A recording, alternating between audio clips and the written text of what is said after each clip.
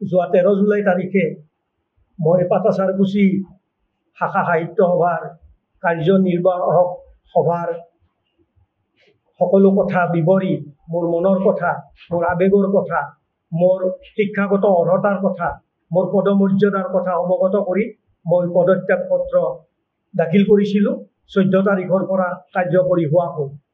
পদত্যাগৰ প্ৰথম কাৰণ হ'ল আমাৰ শাখা সাহিত্য সভাৰ সভাপতি সন্মানীয় দিলীপ কুমাৰ ৰয়দেৱে 2019-20 চনত তেখেতে আমাৰ পাটাচাৰকুছি শাখা সাহিত্য সভায় যি এখনি সোণালী জয়ন্তী উৎসৱ আয়োজন কৰিছিল, সেই উদযাপন সমিতিৰ সম্পাদক হিচাপে আমাৰ দিলীপ কুমাৰ ৰয়দেৱ আছিল। আৰু আজিলৈকে তেখেতে এই ৰাইজৰ ওচৰত হিচাপ নিকাচ তুলি ধৰা নাই। আৰু তেওঁ মাজে মাজে কেতিয়াবা কয় তেওঁ হিচাপ দিছে বুলি, কেতিয়াবা নিজে নিজে পাজুলত পৰে, কিন্তু কোনো নথি তেখেতৰ হাতত নাই। আৰু এই মৰ্মে পাটাচাৰকুছিৰ বহু লোকে নিয়াৰ এবাউট 63 তেনেকুৱা সাহিত্য সভাৰ প্ৰতি প্ৰীতি থকা ব্যক্তিয়ে বৰপেটা জিলা সাহিত্য সভাৰ সভাপতি সন্মানীয় গিৰিধৰ চৌধুৰীৰ তাত এখন আপত্তি পত্ৰ দিছিলে ৰাইজৰ প্ৰতিক্ৰিয়া প্ৰকাশ কৰি হিচাপ নিদিয়া সম্পৰ্কত।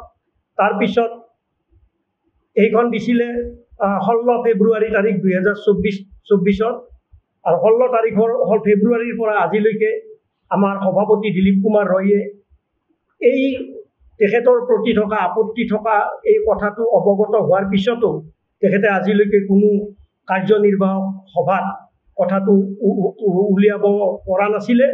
আৰু তেখেতে যে হিচাপ দিছে এই কথাটো প্ৰতিপন্ন কৰাৰ কাৰণে তেখেতে মই শাখাৰ সাহিত্য সভা শাখাৰ পাটাচাৰকুছি শাখাৰ সম্পাদক হৈ থাকোঁতে মোক প্ৰৰোচিতভাৱে পদুমী দেৱী আমাৰ শিক্ষয়িত্ৰী আছিলে এটা সময়ত, পদুমী দেৱী সেই সময়ত শাখা সাহিত্য সভাৰ সভাপতি আছিলে, তেখেতৰ তাত শাখা সাহিত্য সভাৰ কাম থকা বুলি মোক প্ৰৰোচিতভাৱে লৈ গ'ল। আৰু ময়ো ভাবিছিলোঁ শাখাৰে কাম আছে। আৰু তাত পদুমী দেৱীক ক'লে যে তেখেতে হিচাপ নিকাচ সোণালী জয়ন্তী দিছে, ঠিক তেনেকৈ লিখি চহী কৰি দিব দিলে। আৰু পদুমী বাইদেৱে চহী কৰি নিদিয়াত পদুমী বাইদেউ অপমান আৰু ভাবুকি দিয়ে, যিটো নেকি পদুমী বাইদেউ মৰ্মান্তিক আঘাত পাইছে। আৰু বাইদেউ এগৰাকী আমাৰ প্ৰজাপিতা ব্ৰহ্মকুমাৰী এই পবিত্ৰ ধৰ্মৰে দীক্ষিত হৈ আছে আৰু সদায়ে পাঠশালাত অহা যোৱা কৰি থাকে। বাইদেউ এজন সামাজিক কৰ্মী, বাইদেউ পাঠশালা পাটাচাৰকুছি বিভিন্ন অনুষ্ঠানৰ লগত জড়িত, বাইদেউ কবিতা লিখে, ভাল সাহিত্যিকো, আৰু এই বাইদেৱে সাহিত্য সভাৰ সভাপতিও আছিল। আৰু বাইদেউ লিখি নিদিয়াত ইমান অপমান কৰাত ময়ো মৰ্মাহত হৈছোঁ। আছিল শাখাৰ কাম, কৰিলে কি কাম। তাৰপিছত তেখেতে নিজস্বভাৱে মোক ব্যৱহাৰ কৰিব খুজিছিল যে বাইদেউক ফোন কৰিব লাগে, বাইদেউৰ ওচৰত মই গৈ বাইদেউৰ পৰা লিখি আনিব লাগে, লিখি নিদিয়ালৈকে উঠি আহিব নালাগে।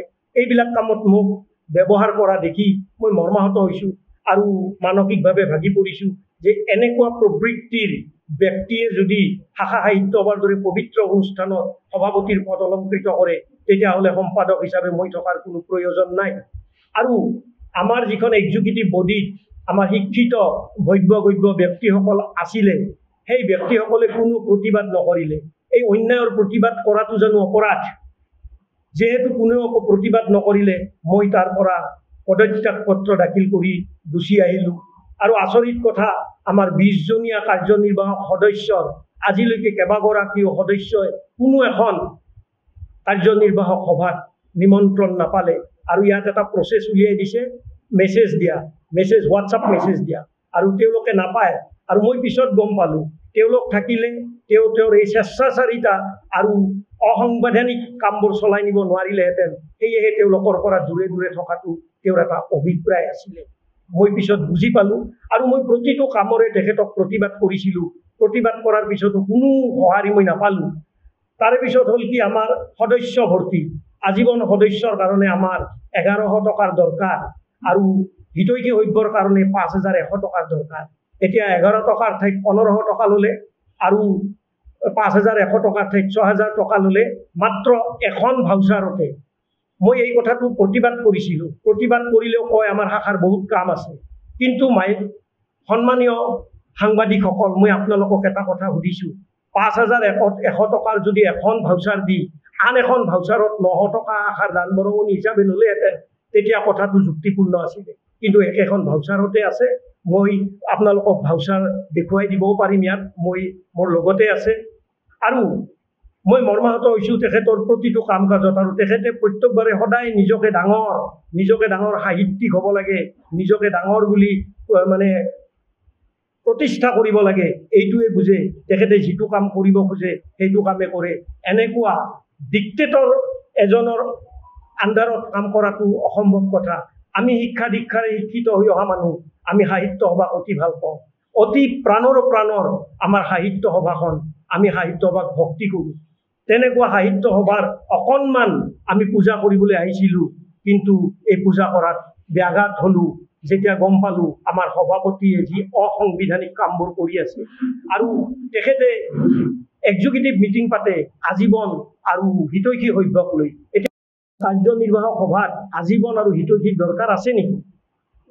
তেখেতে জানে আৰু তেখেতে বৰ্ধিত কাৰ্যনিৰ্বাহক কৰি লৈছে যিটো নেকি অসম সাহিত্য সভাৰ সংবিধানত মই নাই বুলি ভাবোঁ ৰাইজে প্ৰতিষ্ঠা কৰি দিয়া ৰাইজে প্ৰস্তাৱেৰে প্ৰস্তাৱিত কৰা এজন সাধাৰণ সম্পাদক এজন উপসভাপতিৰ ঠাইত তেখেতে এখন কাৰ্যনিৰ্বাহক সভা পাতি তাতে দুজন সাধাৰণ সম্পাদক আৰু দুজন উপসভাপতি পাতি লৈছে যিকেইজন তেখেতৰ নিজৰ মানুহ বুলিয়ে মই ভাবোঁ আৰু তেখেতৰ প্ৰতিটো কামৰে তেওঁলোকে সহায়ক হৈ থাকে সেয়েহে তেওঁৰ মনোবল বাঢ়ি গৈছে আৰু এই মনোবলক আমি সাহিত্য জীয়াই ৰাখিবলৈ হ'লে এনেকুৱা মনোবল আমি প্ৰতিষ্ঠিত কৰিব লাগিব আমি আগুৱাই যাব লাগিব জয়তু চিৰ চেনেহী মোৰ ভাষা জননী মোৰ আৰু বেছি ভাষা নাই এইখিনি কৈয়ে মোৰ বক্তব্য সামৰিছোঁ মই মোৰ পদত্যাগ পত্ৰত স্বাস্থ্যজনিত কাৰণ মোৰ পাৰিবাৰিক সমস্যা আছে তাৰে পিছত ৩ নম্বৰত মই লিখিছোঁ কাৰ্যনিৰ্বাহৰ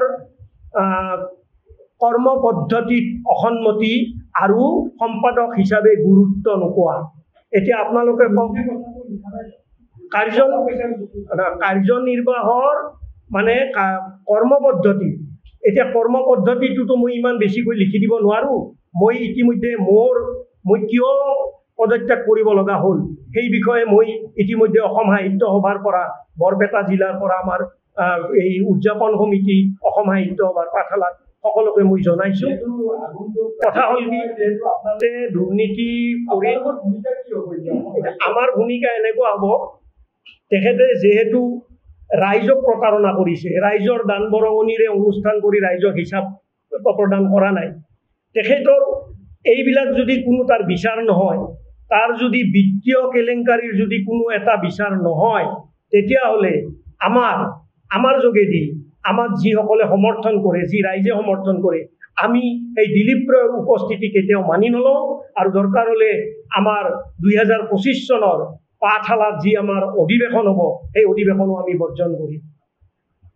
যিকোনো খবৰৰ বাবে যোগাযোগ কৰক 7099017330 আৰু 7099017110 নম্বৰত